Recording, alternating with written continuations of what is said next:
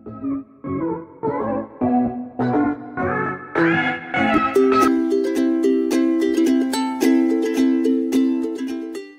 guys! Welcome back to my channel. For today's vlog, magkukulay tayo ng buhok. Makikita nyo naman kung gaano nakahaba yung buhok ko, tapos di ko pa siya kinukulayan, no? Kakalungkot. Gagamitin natin ngayon pang kulay ay itong color na. Nabili ko to sa Watson. 70 pesos isang ganito. Tapos pagbukas mo sa kanya, isang ganito at saka isang gloves. Ano to? Color ash blue. Magkasama na daw yung pangkulay siya yung developer. Ayan. Buksan na natin tapos dito natin ilagay sa plastic. Okay, na-divide ko na yung buhok ko sa 4. Dalawa dito, dalawa dito. Tapos ngayon, pag-mix na natin yung pangkulay natin.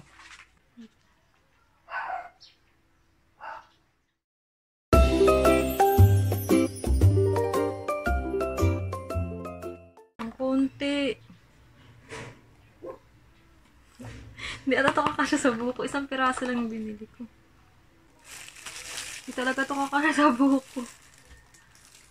Oo lang ah. Paano magawin ko? Pero dyan yun. Ilalim yung lalagyan ko.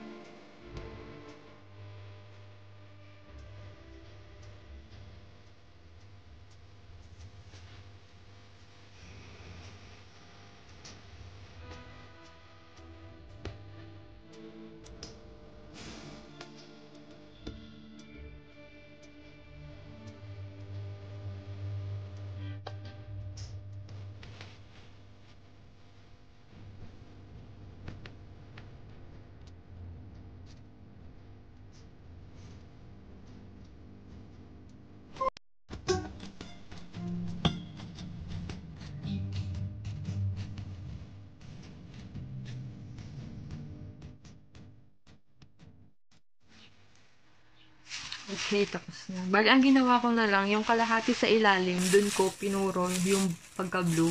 Ito, lahat talaga nilagyan ko.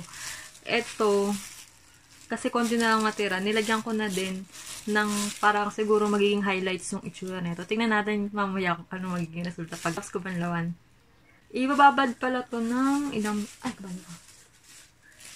ng 30 to 45 minutes. Siguro 45 minutes ko na ibababad to sa buhok ko. Tapos balawang ka, babalik ako kapag papakita ko na sa inyo kung ano magiging itsura niya.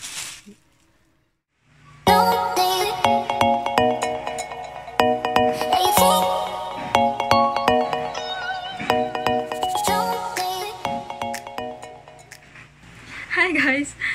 So, ito nga yung nangyari sa kulay ash blue ng eye color. Kulang kasi yung nabili ko. Siguro kung 2 pack yung binili ko, kukulay talaga siya. Dito sa may ilalim banda, kumulay siya ng kulay ash blue. Pero dito sa ibabaw, okay naman yung nangyari kasi naging gray siya.